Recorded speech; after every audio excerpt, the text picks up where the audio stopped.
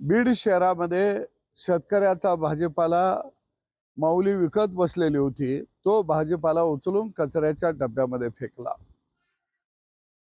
ज्यांनी फेकला त्यांना मला सवाल विचारायचा आहे, सायंकाळी काही तुम्ही शेण आणि जनावराचा गोमूत्र कालवून खाणार आहे का?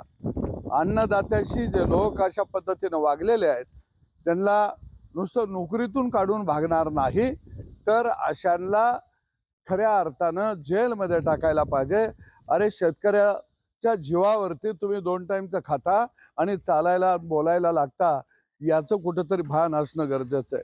आज शेतकरी खऱ्या अर्थानं चारी बाजूनं कुंडीमध्ये सापडलेला आहे. यावर्षी पाऊस पडेल का नाही याची भीती त्याच्या मनामध्ये निर्माण झालेली आहे. दुसऱ्या बाजूला त्याचा शेतीचा जोडधंदा तो सुद्धा आता अडचणीत आलेला आहे. त्यानं घरामध्ये पाळलेली गाय असेल, म्हैस असेल, बैल असेल, तो बाजारला विकायला घेऊन जाऊ शकत नाही. त्याच्या गाड्या जप्त होतात, पोलीस स्टेशनला घेऊन जातात आणि गोशाळेमध्ये ती जनावरं फुकटात सोडली जातात. खऱ्या अर्थानं जनावरांचे बाजार सुद्धा आठवड्याचे आता बंद पडलेले आहेत. एक तर शेतकऱ्याला या देशातनं आपल्याला हकलायचं आहे का? त्याला संपवायचं आहे का? याचं धोरण कुठंतरी आता सरकारनं सुद्धा तयार करणं गरजेचं आहे असं मला वाटतं.